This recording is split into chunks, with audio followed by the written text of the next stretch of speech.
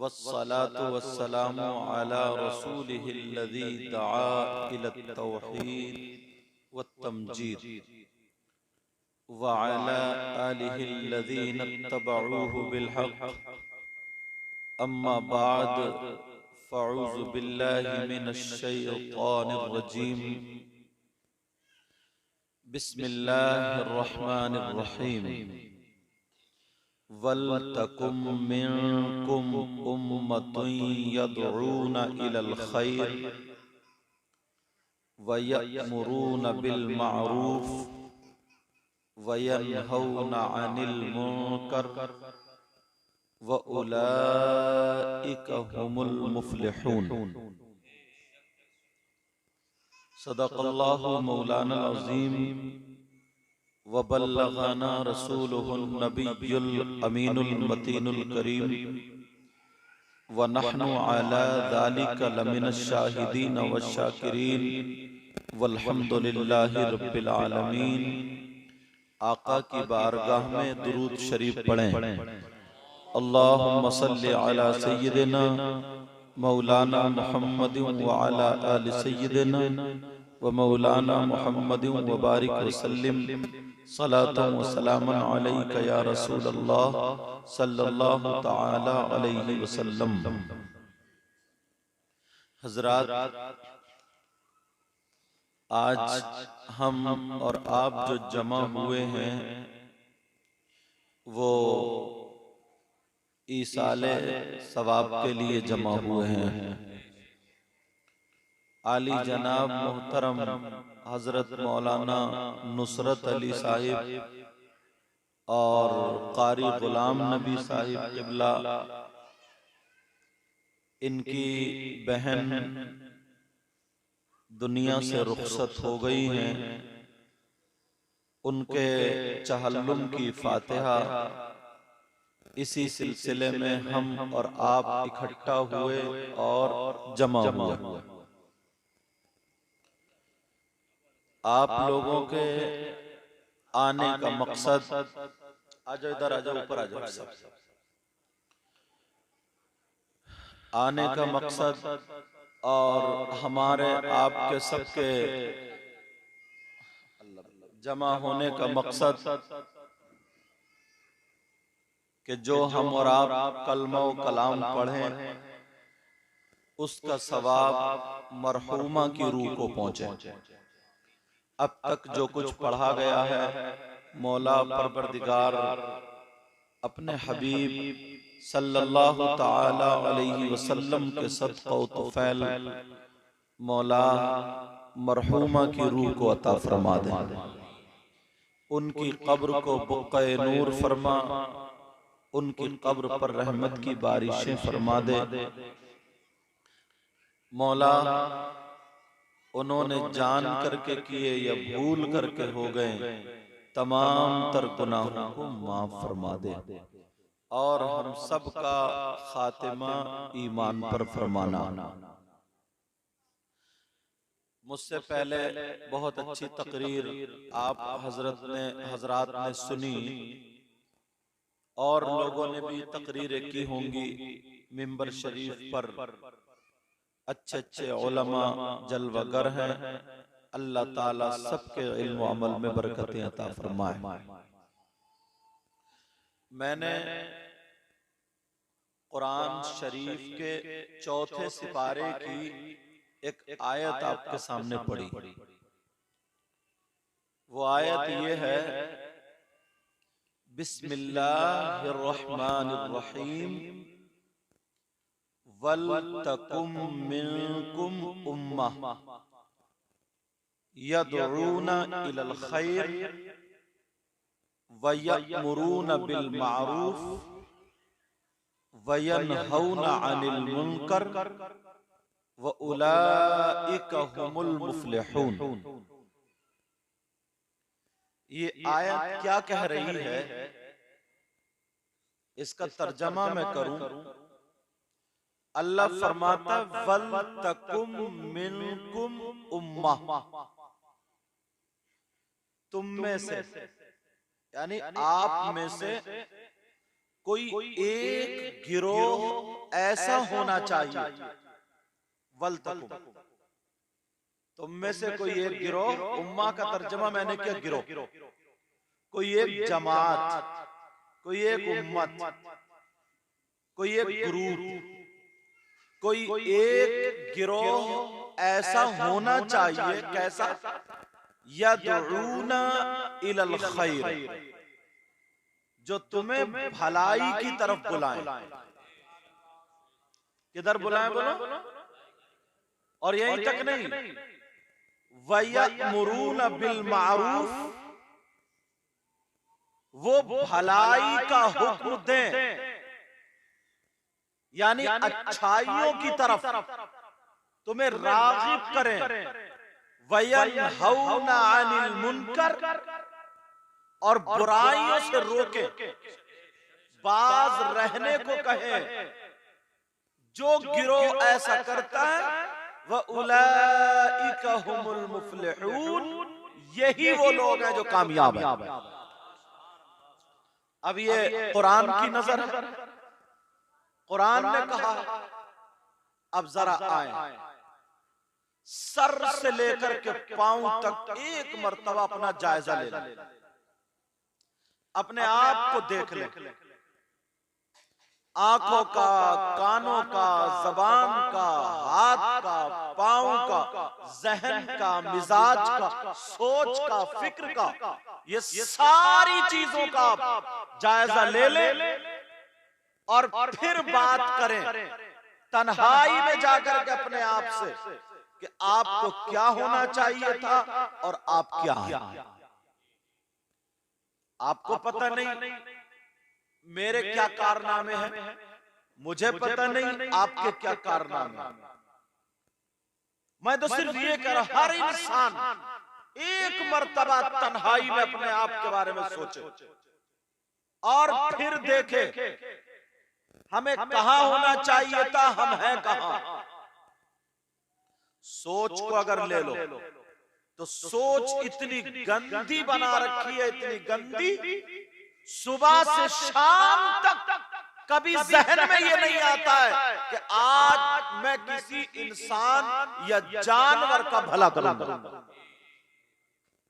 मुसलमान तो मैंने छांटे ही नहीं, मैं तो इंसान कह रहा हूं, कोई भी हो या जानवर, कोई भी हो, अल्लाह की कोई भी मखलूक हो, कि मैं इसका भला करूंगा।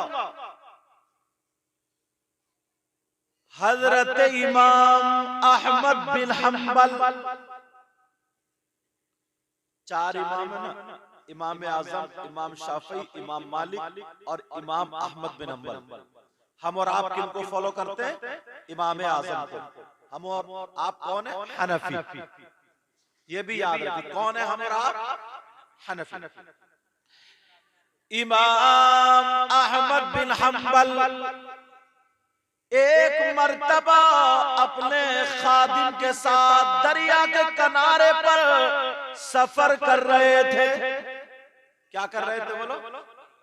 तजर्बात सीखा करो।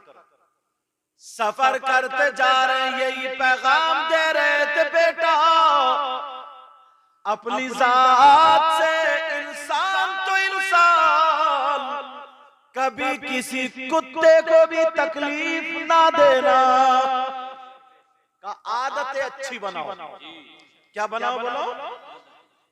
इमाम अहमद बिन हंबल जब दरिया के किनारे से गुजरे तो देखा एक पेड़ की टहनी पानी पे झुकी हुई है और उस पे बिच्छू बैठा था। वो बिच्छू उनके सामने दरिया पे टपक रहा, गिर रहा, मगर कोशिश कर रहा चढ़ने की। कई लोग इकट्ठे होकर के मजाक बना रहे, देख रहे, देखो बिच्छू का क्या बनता है। बेचारा बड़ी कोशिश कर रहा है मगर नहीं चढ़ पा रहा है, हंसी मजाक टिट्टे चल रहे हैं। इमाम अहमद बिन हंबल भी वहां पहुंच गए, उनके सामने देखा तो बिच्छू पानी में गिर गया। कहां गिरा बोलो? अब वो गोते खाने लगा, डूबने लगा, करीब तक मर जाता। मगर दिल औरों के अंदर भी था, इमाम अहमद बिन हम्बल के अंदर भी। जिनकी जूतियां लोग उठाया करते थे, जिनके हाथ चूमा करते थे, जिनके कपड़े संभाला करते थे, जिनकी खिदमत किया करते थे, इतने बड़े अल्लामा, इतने बड़े मुफ्ती, इतने बड़े इल्म वाले, इतने बड़े मुत्तकी परहेजगार उलमाए रब्बानी जीन में आपका शमूल होता है, मगर इन्होंने परवाह नहीं की।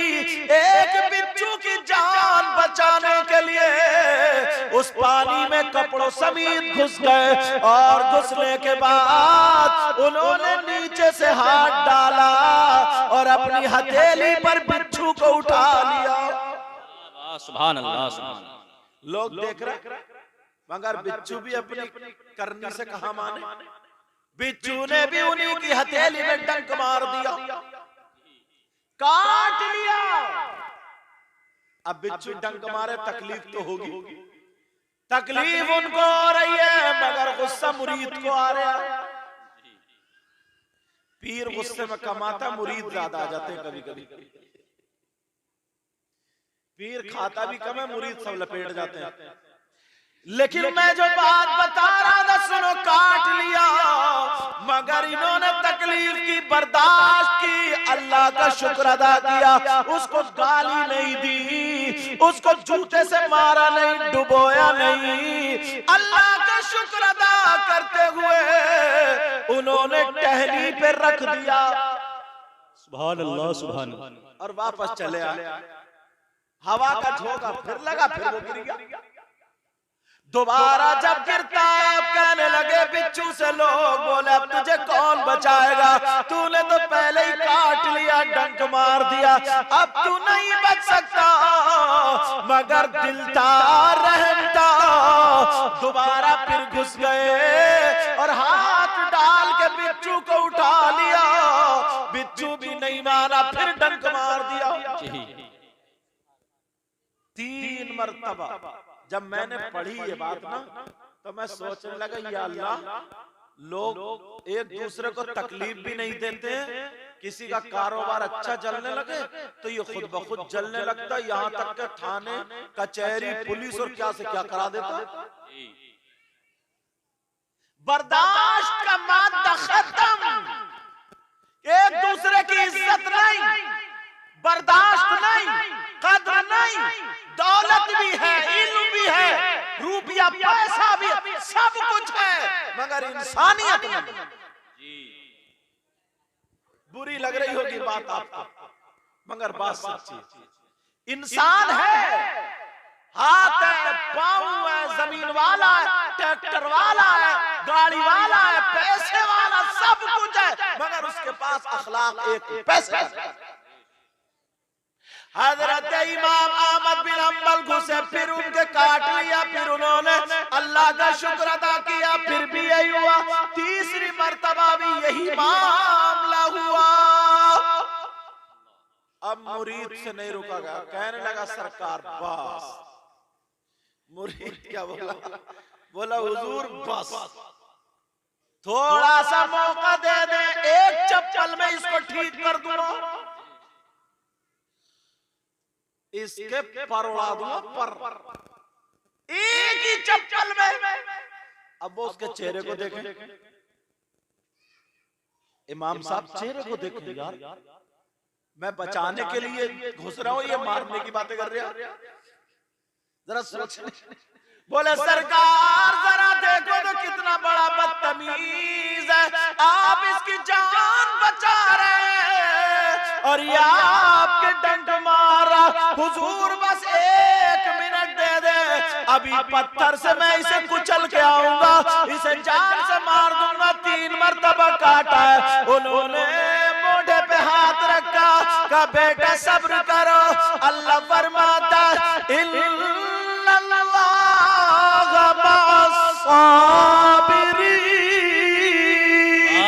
सुभान अल्लाह, सुभान अल्लाह। बेशक अल्लाह ताला किसके साथ है? बोलो, सब्र करते हो क्या? अल्लाह नसीब अच्छा करे। सब्र करते हो क्या?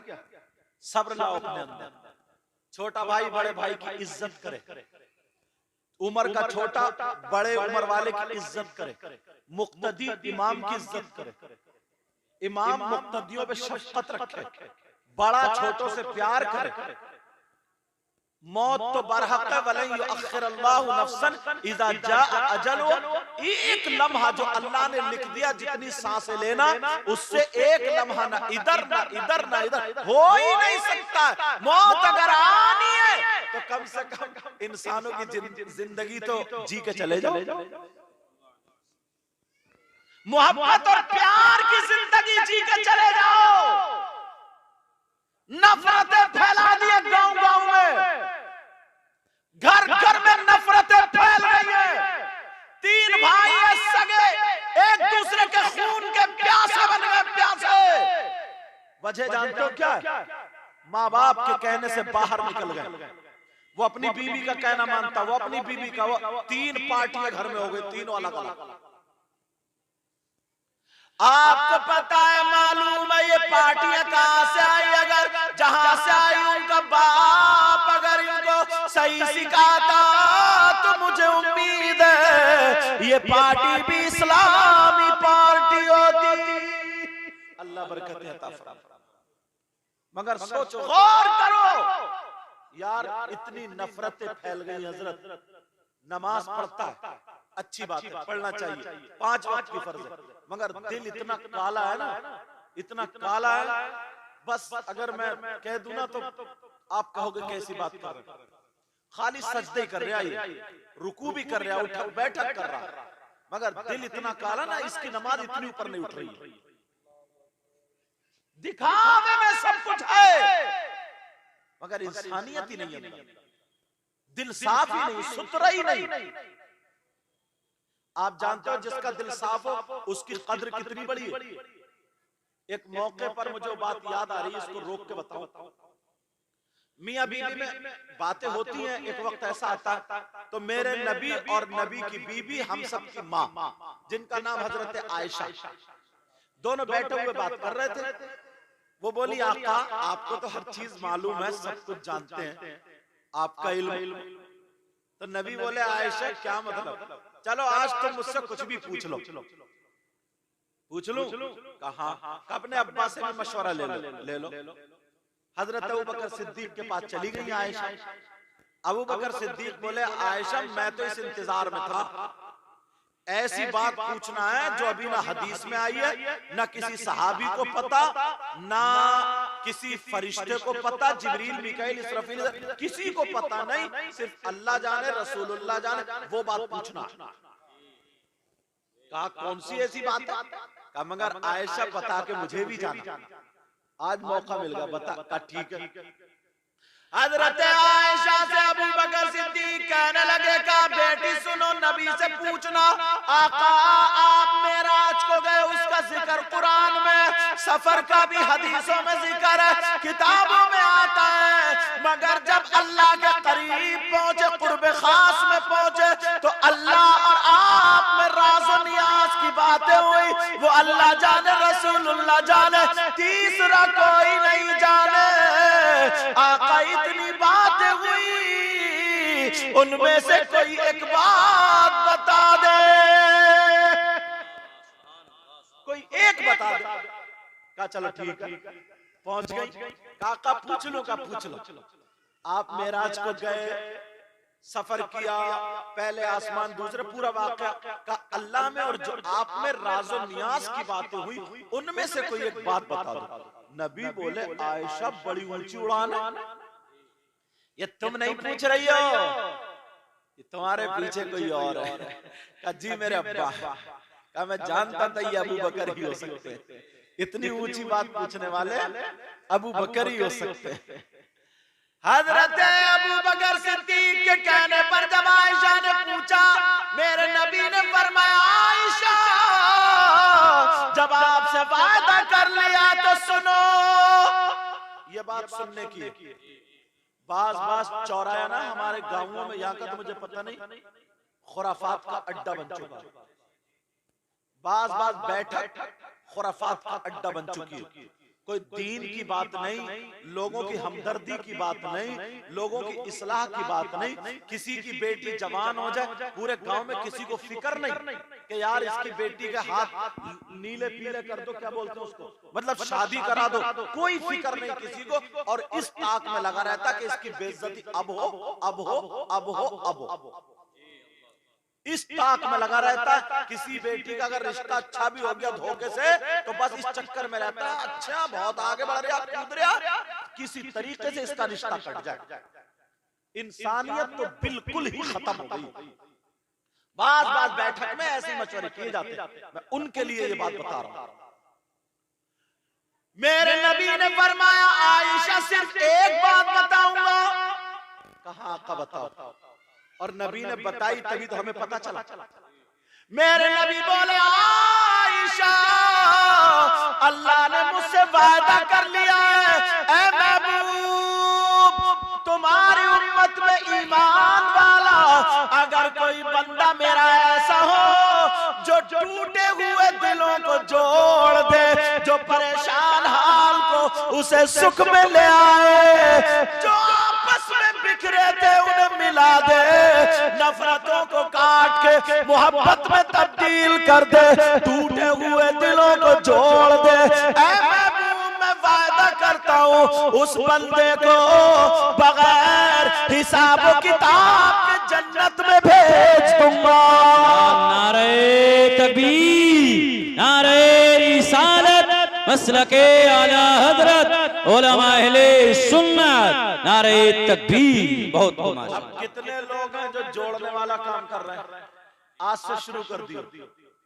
बुजुर्गों तुम्हारी जिंदगी में दुआएं करता हूँ, अल्लाह उम्र में बरकत अता फरमाए। पता नहीं एक लम्हे का भी काम यार शुरू कर दो। जिसकी जवान बेटियां हो ना, उनके रिश्ते अच्छी जगह, कोई लालच नहीं, कोई मतलब नहीं। तुम सिर्फ अल्लाह और रसूल की रिजा के लिए अगर खड़े हो गए ना, तो सही बता रहा हूं तुम्हारी आखिरत बन जाए। क्योंकि मैंने आयत ऐसी पढ़ी है ना, ताकि तुम्हें भलाई की तरफ पहुंचाऊं। समझ रहे बात मेरी?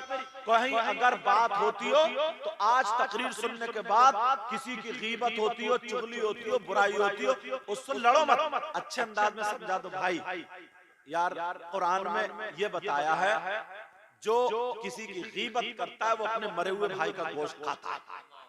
कुरान में ये बताया, तुम ऐसा मत करो। लड़ना नहीं, झगड़ना नहीं, तो शायद तुम्हारी बात सुनी जाए। तो ऐसे धीरे धीरे धीरे धीरे अच्छाई की तरफ अंदर इंसानियत आती जाएगी। अब बात चल रही, हजरत आयशा से बोले बगैर हिसाब किताब, मतलब उसका हिसाब किताब भी नहीं होगा, कितनी नेकी है, कितने गुनाह है, ये राज़ नियाज़ की बात। अल्लाह ने मुझसे कहा, मैंने छुपा के रखी ये बातें, आपके उम्मतियों में से जो भी ऐसा करेगा, टूटे हुए दिलों को जोड़ेगा, अल्लाह ताला उसे जन्नत में भेज देगा। अल्लाह अल्लाह बरकत अता फरमाए। जब ये बात हुई, हजरत आयशा बड़ी खुश, कहा आका मैं भी आ रही हूं। नबी को पता था ना कि ये अपने बाप की तरफ जाए। अच्छा, औरतें ज्यादातर लड़कियां मैके कोई भागती हैं, तुमने देखा होगा।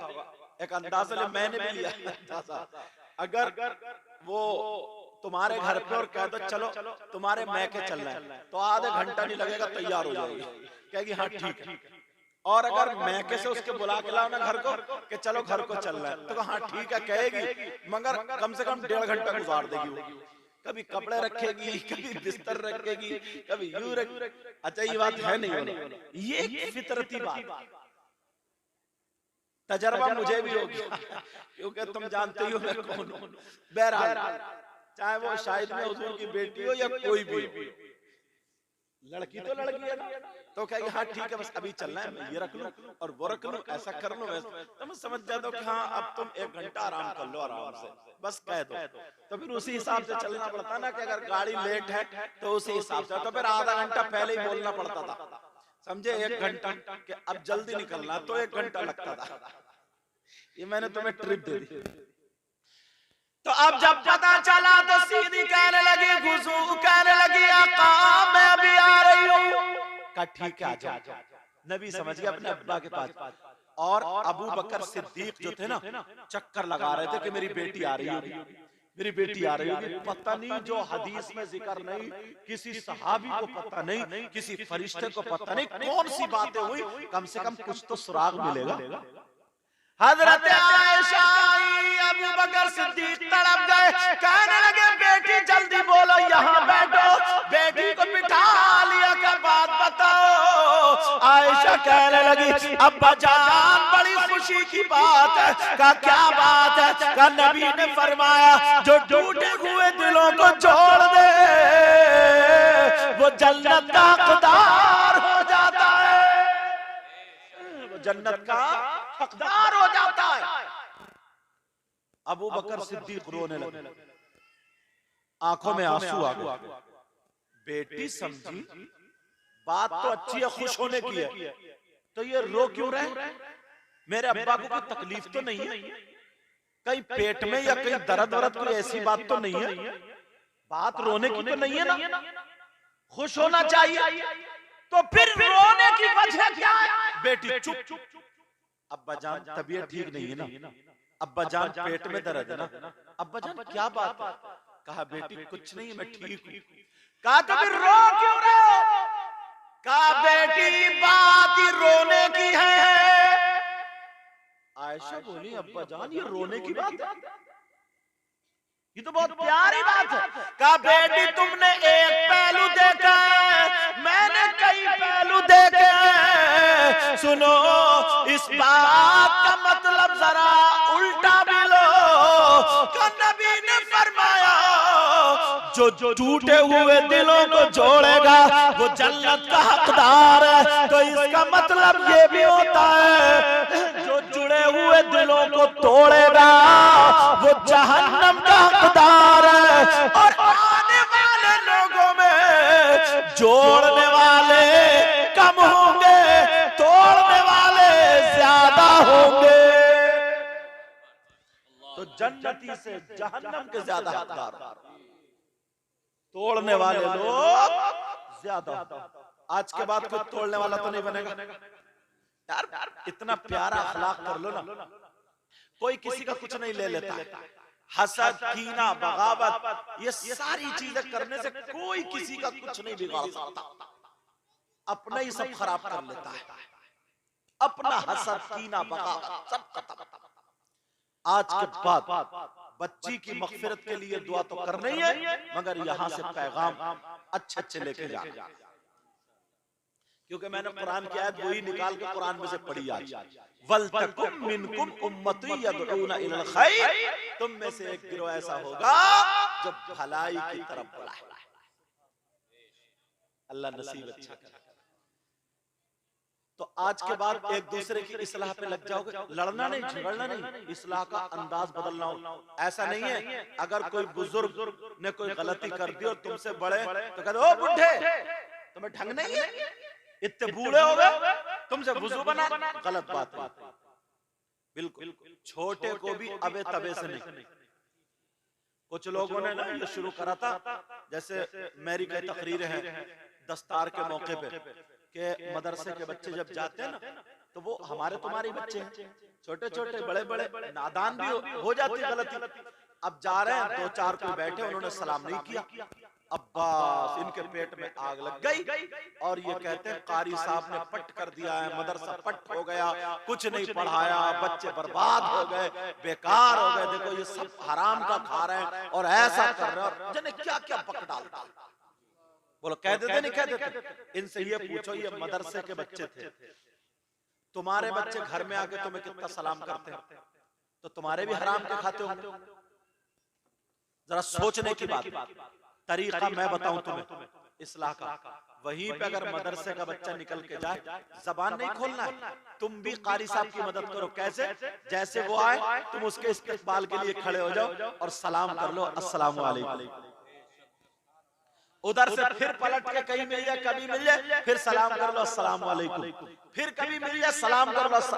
3 मरतबा के बाद मैं गारंटी लेता हूँ, सही बता रहा हूँ, मेरा तजर्बा यह है कि चौथी मरतबा वो तुम्हें सलाम करने का मौका नहीं दे, तुम्हें भी इस्लाह का सवाब मिला। मिला नहीं मिला। और उससे क्या होती है, खुराफातें होती हैं। 10 को तुम बरगला दे, सदर साहब तुम्हारे कारी साहब अच्छे नहीं है, ये ऐसा नहीं है, इस बच्चे को निकालो, उन्हें निकालो। कब तक निकालते रहोगे, अपना दीन बर्बाद कर लोगे। मदरसे भी ऐसे ही रह जाएंगे, सुने मस्जिदें भी ऐसे रह जाएंगी, पढ़ाने वाले भी पढ़ाई से परेशान होकर हट जाएंगे और पढ़ने वाले भी हट जाएंगे और सब खत्म होता चला। और हो गया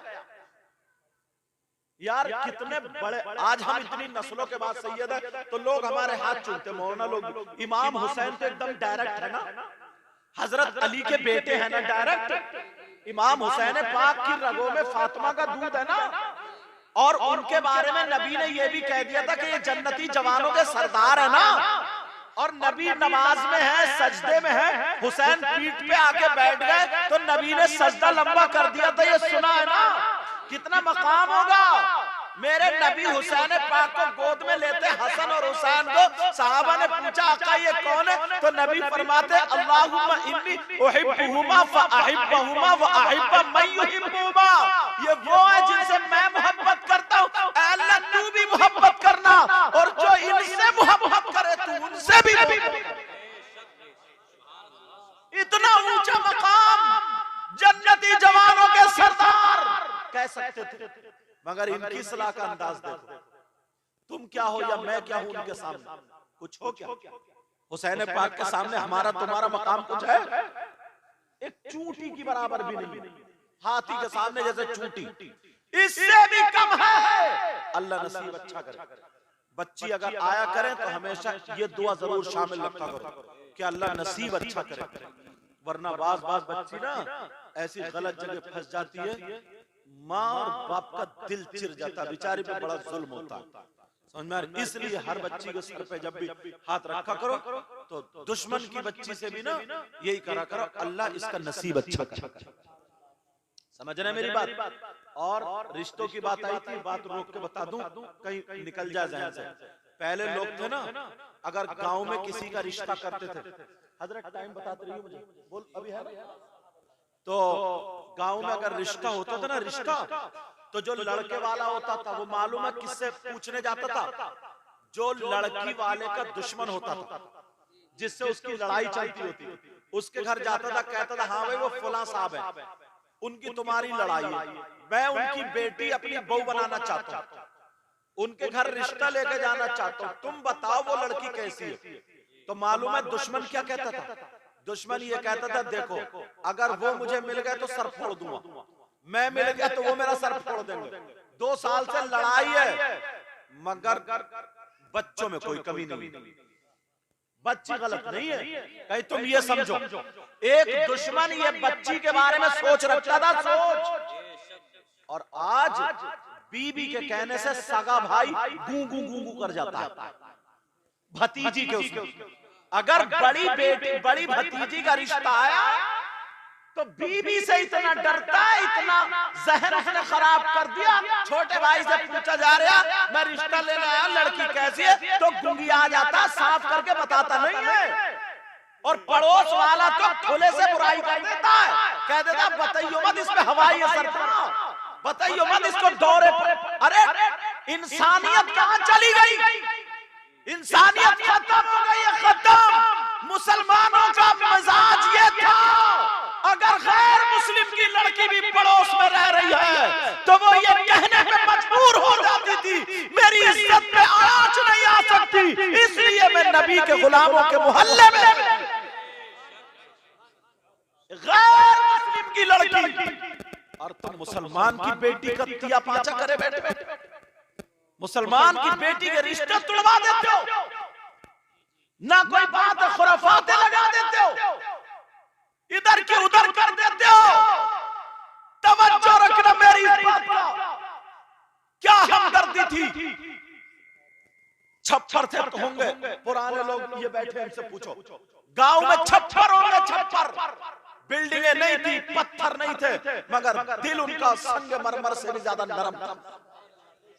दिल उनका मोम से भी, मिसाल गलत हो गई, मोम से भी ज्यादा नरम था। भाई भाई के लिए जीता था, पड़ोसी पड़ोसी के लिए जीता था, मुसलमान मुसलमान के लिए जीता था। कहां चली गई ये बातें सारी, कहां निकल गई ये बातें? किसी का छप्पर चढ़ता था ना तो एक आवाज लगा, अरे आ जाइयो फलाने का छप्पर चढ़ेगा, तो ये हीरो निकल के आते थे। एक तहमत बंधा होता था, एक कांधे पे होता था और छप्पर चढ़ा के चले जाते थे। ये असली सच्चे हीरो थे। पूछो इनसे, 50-50 आदमी उसका मकान बनवा के जाते थे। ये जमाना इन्होंने तुमने देखा होगा, ये अपने बाप दादाओं का। किसी का अगर 2-3 घर है तो मालूम है अगर उसके बच्चे छप्पर टपक रहा तो खुद घर वाला जाके कहता था, अरे क्यों बच्चों को भिगो रहा, जब मेरी बैठक पड़ी है, मेरा घेर पड़ा उसमें रहता है। और वो भी इतना बड़ा ईमानदार था, अपनी नस्लों से कह जाता था ये फलाने का घर है, मेरा नहीं है। और आज तो किराए पे रह ले, रजिस्ट्री करा के नाम करा ले। आस्तीन का सांप है, आस्तीन का सगा भाई अगर लैट्रीन का भी लिंटर पड़ रहा ना तो घर में बीबी के पास बैठा हुआ मोबाइल चलाता होगा, भाई की मदद के लिए नहीं आएगा तो फिर मरो, पिटो, पीसो, दबो, क्या करोगे? बस वो पिट रहा है, मैं थोड़ी पिट रहा हूं, कल उसकी बारी है, परसों मेरी बारी। सर पर मौत मंडला रही है। इस वजह से मिजाज संभालो। गैर मुस्लिम की लड़की मोहल्ले में अगर रह रही है और उसके ससुराल वाले अगर खींचने आ जाते थे ना, जबरदस्ती करने, तो मुसलमानों की लाठी दरवाजे पे आ जाती थी, इनकी बंदूकें निकल के दरवाजे पे आ जाती थी। कहते थे हमारे मोहल्ले की इज्जत है, इज्जत, नाक कट जाएगी, जाने नहीं देंगे, वरना हमारी लाशों से गुजरना पड़ेगा। पूछो ऐसा नहीं होता था?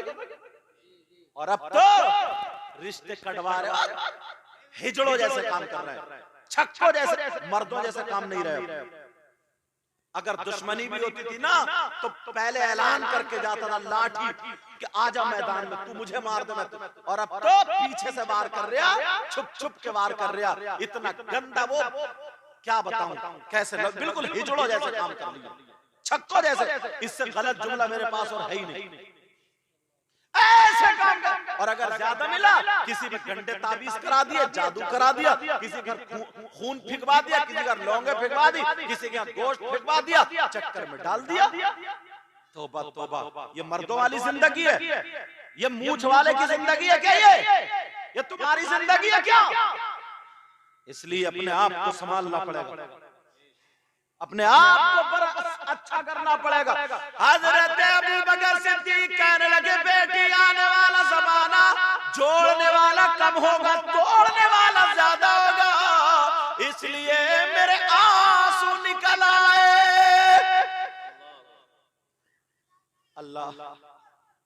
अब वो इमाम अहमद बिन हंबल से बात निकली थी ना, मुरीद कहने लगा, सरकार 2 मिनट दे दो, इसे बिच्छू को चप्पल से कुचल कर रख दूंगा। मगर इमाम अहमद बिन हंबल का जुमला, इनकी कारी गुलाम नबी बहन, इनकी बहन, अल्लाह उनकी मग़फ़िरत फरमाए, उनकी फाता से ये पैगाम और ये जुमला दिल की तख्ती पे नोट करके लेके जाना, नोट करके लेके जाना, तो तुम्हें ये फातिहा, ये प्रोग्राम और ये तकरीर याद रहेगी। अगर 2-2, 3-3, 4-4 जुमले अगर याद करने लगे, सुधरने लगे, तो इंशाअल्लाह हम फिर कामयाब हो सकते हैं।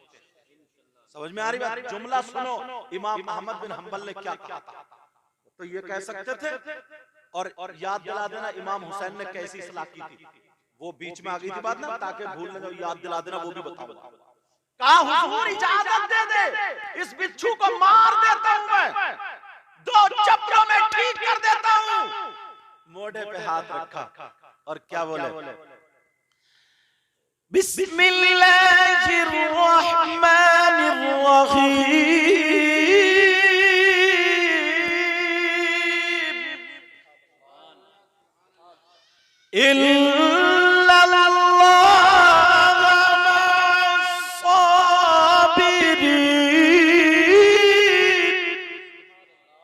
सब्र करने वालों के साथ अल्लाह। सब्र करो, सब्र करो, सब्र करो। चुप हो गया। कहा सरकार फिर भी तो देखो, आप कितनी अच्छी आदत है आपकी, आप कितना अच्छा काम कर रहे हैं, इसको बचा रहे हैं, और ये अपनी बुरी आदत छोड़ता ही नहीं। देखो कितना खलीस है, बुरी आदत नहीं छोड़ रहा। जुमला सुनो, इमाम अहमद बिन हंबल ने कहा तुम क्या समझते हो, जब ये बुरी आदत अपनी नहीं छोड़ सकता तो मैं अपनी अच्छी आदत कैसे छोड़ूं। वाह, नारे तकबीर, नारे रिसालत, उलमा अहले सुन्नत हजरत अल्लामा मौलाना सैयद वकीमुर रहमान साहिब किबला, नारे तकबीर, नारे बहुत कहा जब ये अपनी बुरी आदत नहीं छोड़ सकता तो मैं अपनी अच्छी आदत कैसे छोड़ दूं। तो आदतें अच्छी बनाओगे, बोलो इंशाअल्लाह। टाइम देख लेता हूं पहले मैं। 1:03 अभी हैं, 10 मिनट के आसपास और बोलूंगा, वो बात पूरी करूं। इमाम हुसैन पाक, कोई मेरे बात कोई और तो नहीं? अच्छा, हाँ ठीक है, कहीं उनका भी हक नहीं रहना चाहिए ना। सब हमारे मेहमान हैं, अच्छे अच्छे उलमा, अल्लाह सबके इल्म अमल में बरकत फरमाए और मेरे बयान में अल्लाह जो भी सवाब मिले सबको शामिल फरमाए। अब सुनो, इमाम हुसैन पाक इतने ऊंचे मकाम के, उनको एक मर्तबा बोल सकते थे, मगर उनके सामने ना दो बुजुर्ग ऐसे आए, बूढ़े थे बुजुर्ग, कैसे आए, जो वुजू गलत बना रहे थे। क्या बना रहे थे बोलो? वुजू गलत। आप लोगों को वुजू बनाने का तरीका तो आता ही होगा ना? है नहीं आता क्या? ये अल्लाह नमाज नहीं पढ़ते हो? वालेकुम अस्सलाम। अल्लाह बरकतें अता फरमाए, उम्र में बरकत अता फरमाए, इज्जत में ईमान पर रखे, ईमान पर उठाए। 5 वक्त की नमाज फर्ज है। कितने वक्त की बोलो? कहीं ऐसा तो नहीं है जुमे जुमे की समझते हो? नहीं, 5 वक्त की बेटा नमाज पढ़ा, ठीक है? 5 वक्त की नमाज फर्ज। अब पहले वुजू की बात बता दो। 4 फर्ज है वुजू में। कितने? चेहरा धोना, कोनियों समेत हाथ धोना, चौथाई सर का मसा करना, टखनों समेत पांव धोना। गुस्ल में 3 फर्ज है। कुल्ली करना अगर रोजा ना हो तो गरारे के साथ, नाक में पानी डालना, नर्म हड्डी तक रोजा ना हो तो, और सर से लेकर पांव तक पूरे जिस्म पे पानी बहाना, कम से कम 3-3 कतरे बह जाए, ठीक है? चलो अब बताता हूँ। वुजू थोड़ा ना गलत बना रहे थे ज्यादातर लोग ना, मसे में गड़बड़ी कर देते हैं। आपको मसा करके बता दूं ताकि पता चल जाए प्रैक्टिकल तौर पर। मसा कुछ लोग करते हैं ना ऐसे, चेहरा धो लिया, हाथ धो लिया, अब सर का मसा करेंगे ना तो कुछ लोग ऐसे करके पानी डाला और चूमना शुरू कर देते हैं, ऐसे करते रहते हैं। कोई ऐसे घुमा लेगा, कोई ऐसे घुमा लेगा। मैं सही तरीका बता दूं, मुझे पता नहीं है आपका कैसा, लेकिन आज सीख लेना। पानी हाथ में लिया और लेने के बाद ये 1 उंगली, ये 2 उंगली, ये 3 उंगली, आप देख रहे हैं 1 2 3, मेरे हाथ दिख रहा है 1 2 3, ये तीनों उंगली आपस में एक दूसरे से मिला लो, ऐसे मिल गई तीनों, कर्री करके मिला, और ये यहाँ तक, ये यहाँ तक, यहाँ पेशानी से पीछे को ले जाओ ऐसे करके, ठीक है?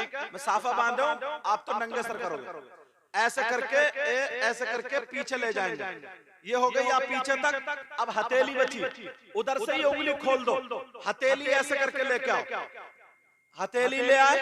अब ये वाली उंगली बची, देख रहे हैं आप, ये कान में ऐसे करके, ठीक है? कान का खिलाल, मेरे कान ढके हुए खोल लेता हूं, ठीक है? अब ये कान में ऐसे करके, ठीक है? अब ये अंगूठा बचा, ये कान के पीछे, ठीक है? अब ये बचा ये हाथ का पीछे का हिस्सा, तो ये यहाँ पीछे जो गर्दन है ऐसे करके, ऐसे, यहाँ का मत करिए, बहुत ऐसे कर दे, ऐसे कुर्बानी में होती है, यहाँ का करना मकरूह है, समझ गए? अब तो बताने की जरूरत नहीं पड़ेगी। बाकी चेहरा धोना, हाथ धोना। अच्छा, किसी किसी की यहाँ खाल सुकड़ी हुई होती है, यहाँ कोनी पे, मेरे तो सुकड़ी नहीं है अल्हम्दुलिल्लाह, किसी किसी बुजुर्ग होते हैं सुकड़ जाते, तो इसको ना ऐसे करके अच्छे से रगड़ लियो। किसी की खाल काम करने वालों के खेत में थोड़ी मोटी होती है, पानी बहाओ तो वो पूरी नहीं भीगती है, इसी वजह से पानी ऐसे रगड़ोगे ना, ऐसे करके खूब बढ़िया करके, तो पानी ऐसे करके उल्टा चढ़ाओगे ना तो सब में होता चला जाएगा। और अगर किसी ने टंकी के नीचे ऐसा लगा लिया, उल्टा नहीं भी चढ़ाया, तब भी वुजू धोना मतलब है, कोनियों समेत। एक मर्तबा ऐसे हाथ जरूर फिरा लिया। किसी की एड़ी जो होती है सख्त होती है, वो पानी नहीं, उसको भी अच्छा करके, ये गट्टे हैं टखने समेत, ये तरीका हो गया। अब वुजू सीख जाओ। वुजू तो सिखा दिया, मगर नमाज भी पढ़ोगे।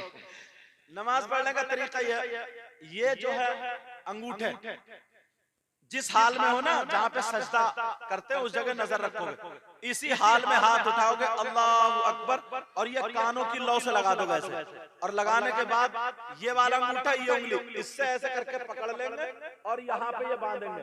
ये क्या हो गया? अल्लाह। क्या बन गया? और नाफ के नीचे इमाम आजम के नजदीक, और हम लोग सब लोग वही है, ऐसे करके नियत बांध लेंगे। बहुत सारे करते ना अल्लाह, कोई पंखा गिर रहा, कोई ऊपर नहीं, समझे? जहां पे सजदा करे बस अल्लाहु अकबर ऐसे करके नियत बांध ली। अब वहां पे देखो, जहां पे अगर किसी ने आगे देख भी लिया तो उसकी नमाज हो जाएगी, यही बता दूं। देख लिया तो नमाज हो जाएगी, मगर ध्यान इतना ऐसे पढ़ो जैसे नबी पढ़ते थे, और ऐसे पढ़ो सल्ली का अन्ना का तरफ इल्लम तकुन तरफ इन्नो, ऐसे पढ़ो जैसे कि तुम खुदा को देख रहे हो। और ये कैफियत अगर पैदा ना हो सके तो ये ख्याल रखो कि खुदा हमें देख रहा, तो डरते रहो। ठीक है? तो वहां पे अब रुकू करोगे तो मजबूती से ये घुटने पकड़ के ऐसे झुकोगे, ये सर और ये कमर पीछे तक बिल्कुल इकसार हो जाए। एक प्याला पानी भर के रखो तो गिरे नहीं। बार बार मुर्गा बना पड़ा है, बार बार ऊंट बना पड़ा है, जिसकी जो समझ में आ रही है धड़ाधड़ पेले चल रहा, समझ? ये सीखो। रुकू हो गया, अब जब समी अल्लाहु लिमन हमिदा पढ़ो, बिल्कुल सीधे खड़े हो, आराम से पढ़ो। फिर सजदे में जाओ। सजदे में 7 चीजों का टिकना जरूरी है। ये पाँव है मेरा, पाँव का अंगूठा, इसके बराबर की उंगली इसका पेट, और पूरा पंजा ऐसे करके टेकोगे तो सुन्नत है बेहतर। दोनों पाँव सजदे में जब जाओगे, बाज के तराजू की तरह टंगे रहते हैं ना, नहीं, जमा के रखे रहो। ठीक है? जमा के रखे रहो। तो एक तो ये हो गया, दूसरा घुटने और ये हाथ, तो कितने हो गए? ये 6 चीजें हो गई। दोनों घुटने, पांव और दोनों हाथ 6। नाक और पेशानी दोनों एक ही है, ये दोनों ऐसे करके टिकी रहेगी। बहुत सारे नाक उठाए रहते हैं, बहुत सारे नहीं, समझ रहे? ये हो गया सजदा। तुम एक दिन रुकू सीख लोगे, एक दिन सजदा, एक दिन अत्तहियात में बैठने का तरीका, एक दिन नियत बंद। अब नफल पढ़ो, फर्ज पढ़ो, वितर पढ़ो, सबका तरीका एक ही। तुम जब खेत जोतना सीख सकते हो कि धान कब लगेंगे, गेहूं कब लगेंगे, इस पे पानी कब दिया जाएगा, तो आखिरत की खेती नहीं संभाल सकते हो क्या? कोई ज्यादा बड़ी बात है। अगर बैठक में बैठ रहे हो चौराहे, तो जिस बुजुर्ग को अच्छी याद है वो यही सिखाओ। ठीक है ना? अब सुनो, इमाम हुसैन पाक के सामने दो बुजुर्ग में से एक वुजू गलत बना रहे थे,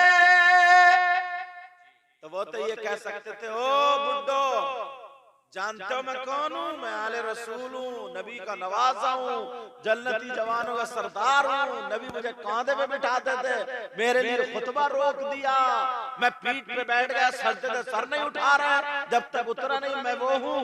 और बूढ़े बुजुर्ग, तुम्हें तमीज नहीं आया, ढंग नहीं आया, मैं इतना छोटा बच्चा इतने ऊंचे मकाम पे, तुम बूढ़े हो गए, बुजुर्ग हो, वुजू बनाने का ढंग ही नहीं आया। ये कैसे? मगर नहीं कहा, इस्लाह का तरीका सीखो उनसे। हम और आप उनके सामने कुछ भी नहीं है, मगर उन्होंने कहा चाचा मियां अस्सलाम वालेकुम, वालेकुम अस्सलाम, मुसाफा हुआ। कहा चाचा मियां हम दोनों से बड़े ना आप हो। कहा बेटा? कहा हम दोनों भाई वुजू बनाएंगे, हम में आप फैसला करना वुजू किसका अच्छा है। मैं बनाऊंगा ऐसा जैसे मेरे नाना ने बनाया, यही बता दिया, और ये बनाएंगे ऐसा मेरे भाई जैसे नाना ने नहीं बनाया। अब बताना किसका वुजू अच्छा है। तो इन्होंने पहले ही फैसला कर लिया, जो नाना ने बनाया वही तो अच्छा होगा। बोले हाँ बनाओ। तो एक भाई ने जो वुजू का तरीका वो बनाया, और एक भाई ने जैसे वो चचा मियां बना रहे थे वैसे बनाया। बोले अब बताइए किसका अच्छा है? चचा मियां कहने लगे बेटा जीते रहो, इनका अच्छा है जिन्होंने नबी की तरह बनाया, इनका गलत है, तुम भी ऐसे ही बनाओ जैसे नबी ने बनाया था। और आड़ में होके बोले अच्छे से मैं पकड़ा नहीं गया, और क्या पता था चचा मियां पूरा खेल तुम्हारे लिए ही है, पूरा मामला ही तुम्हारे लिए। इस्लाह का तरीका तो सीखो यार, अंदाज तो सीखो, माँ से बोलने का जबान अच्छी करो, बाप से बोलने के लिए जबान, किसी से भी ना तुम 2-4 दिन 10-20 दिन अच्छा बोलोगे ना तो तुम्हारी जबान से फिर गलत जुमले नहीं निकलेंगे। मगर माँ को गाली, बहन को गाली, बीवी को गाली और जानवरों को गाली, बात बात पर गाली, झूठी कस्में बोल बोल के ना फिर जबान बेलगाम हो गई। आज के बाद जबान पर कंट्रोल करोगे और किसी को भी देखो ना तो मुस्कुरा कर, किसी को भी देखो तो मुस्कुरा कर, अखलाक अच्छा करो यार। लगे यार देखो यार 1400 साल के बाद ये नबी का गुलाम ऐसा है तो फिर नबियों का इमाम कैसा है, कुरान पढ़ने वाला ऐसा तो फिर इनका कुरान कैसा है, मुसलमान ऐसा तो इनका इस्लाम कैसा होगा। बोलो करोगे आज के बाद मेरी इन बातों पर अमल करोगे, नमाजों की पाबंदी करोगे, एक दूसरे से लड़ाई झगड़ा नहीं। एक मर्तबा ना साहबा ने पूछ लिया, आका अल्लाह और रसूल को सबसे ज्यादा पसंदीदा कौन बंदा है, कौन बंदा है? तो नबी बोले बताऊं? तुम सोच रहे होगे जो ज्यादा नमाजें पढ़ता है, जो ज्यादा कुरान पढ़ता है। नबी ने क्या फरमाया? नबी बोले अगर 2 शख्सों में कोई अनबन हो जाए तो जिसकी चाहे गलती हो वो बोलने में, अच्छाई करने में, रजामंदी करने में पहल कर दे, सलाम पहले करे आगे बढ़ के, अल्लाह नसीब अच्छा करे, सलाम पहले करे आगे बढ़ के, तो अल्लाह और रसूलुल्लाह को वो बंदा बहुत पसंद है। अगर तुम्हारी किसी से हो गई हो, इंसान है हो जाती है, और ये भी हमें जाहिरी में दिख रहा है कि गलती उन्हीं की है, मगर हम फिर भी ऐठे फिर रहे, नहीं उसकी गलती है, मैं क्यों झुकूं, मैं क्यों झुकूं? अल्लाह ताला अपना करम फरमाए कि मैं क्यों झुकूं। ये मैं जो है ना, मैं इस मैं को काट डालो, इस मैं को खत्म करो यार। अबू बकर सिद्दीक से ऊंचा मर्तबा नहीं हमारा तुम्हारा, फारूक आजम से ऊंचा मर्तबा नहीं, उस्मान गनी से ऊंचा मर्तबा नहीं, मौला अली और अल्लाह वालों से ऊंचा मकाम नहीं। इन्होंने सबसे पहले मैं को काटा। किसको काटा बोलो? मैं को। आपने अबू अली शाह कलंदर का नाम सुना होगा, जिनका मजार पानीपत में, ये हज को जा रहे हैं, अपने पीर के पास गए, कहा हुजूर कुछ नसीहत कर दे, हज को जा रहा हूँ। बोले ये तुम्हारे पास जो मैं है ना, मैं पहले इसे काट जाइयो। बोले ठीक है हुजूर। बोले दूसरी बात यह है किसी को भी तकलीफ मत दियो, कुत्ते को भी तकलीफ मत दियो। बोले ठीक है हुजूर। अब ये चले तो भीड़ बहुत थी, लोग मिल रहे थे, तो गली में कुत्ता बैठा था ऐसे हाथ फैला हुआ, आगे पाऊं करो ना आगे वाले, और भीड़ में इन्होंने ध्यान नहीं दिया या क्या, उसी पे चढ़ गए, कुत्ता कै करके भाग गया। अब जब हज करके आए वापस, तो आए पीरो मुर्शिद से मिलने, तो पीर साहब जो थे अपने हाथ की पट्टी खोल ले और पानी में भिगो के बांध रहे, खोल ले। बोले हुजूर क्या हो गया ये? बोले मैं तो तुमने काट दी, मैं तो काट दी, मगर दूसरी बात पर नसीहत नहीं। बोले हुजूर मैंने किसी को तकलीफ नहीं दी। बोले अच्छा, और वो जो कुत्ता रास्ते में बैठा वो? बोले हुजूर आपको कैसे पता? बोले उसके नहीं था, इम्तिहान के लिए देख पट्टी उसी दिन से बांध रहे हो, इसलिए याद रखना आज के बाद किसी को तकलीफ तो नहीं। मेरे कहने से ना 2 दिन ऐसी जिंदगी जी के देखो यार कि मैं सबके साथ में भलाई करूंगा और किसी के साथ में बुरा, सोच भी अच्छी बना लो कि मैं बुराई करूंगा ही नहीं किसी के साथ। तो इंशाल्लाह तुम्हें रात को जब नींद आएगी ना, इतना सुकून मिलेगा, ऐसा लगेगा कि यार पूरी जिंदगी पे ये 2 दिन असली मेरे हुए, ये 2 दिन असली।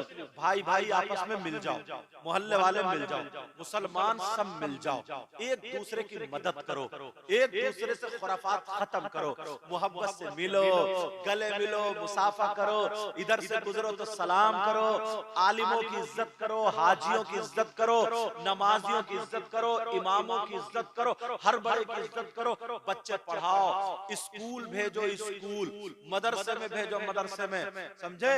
तुम्हारे बच्चे पढ़ेंगे, कोई कुछ करेगा, कोई डॉक्टर बनेगा, कोई कुछ, और बड़े बड़े हॉस्पिटल खोलो, अपने हॉस्पिटल खोलो, समझ में आ रही है? अपने कॉलेज खोलो, ये सारी चीजें एकदम फैला दो और उसमें दीनी माहौल बनाओ, उसमें दीनी तालीम भी रखो। समझ में आ रही है बात मेरी? ताकि हमारी बच्चे अगर स्कूल पढ़ने जाए तो गैर के सामने बेपर्दा ना हो जाए। इस चीज का याद रखना, ठीक है। इंशाअल्लाह जिंदगी रही तो फिर हमारी आपकी मुलाकात होगी। मेरे लिए भी दुआ करें, अल्लाह मेरे भी इल्म अमल में बरकत अता फरमाए, इन उलमा के सबके इल्म अमल में बरकत अता फरमाए। हमारे कारी गुलाम नबी साहब की बहन दुनिया से रुखसत हो गई, अल्लाह उनकी मग़फ़िरत फरमा दे। सब लोग मेरे साथ में तौबा कर ले, पढ़िए अस्तग़फिरुल्लाह रब्बी मिन कुल्ली ज़म्बिन व अतूबु इलैहि, ला इलाहा इल्लल्लाहु मुहम्मदुर रसूलुल्लाह। मैंने आयत पढ़ी थी बिस्मिल्लाहिर्रहमानिर्रहीम, अल्लाह के नाम से शुरू जो बड़ा मेहरबान निहायत रहम वाला।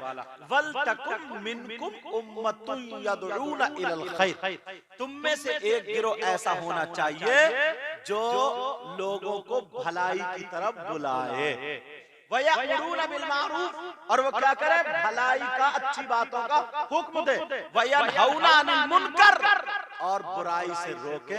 जो ग्रुप ऐसा होगा, जो बंदे ऐसा करेंगे, व उलाइका हुमुल मुफ्लिहून, बस यही कामयाब होंगे। 4 दिन की जिंदगी एक लम्हे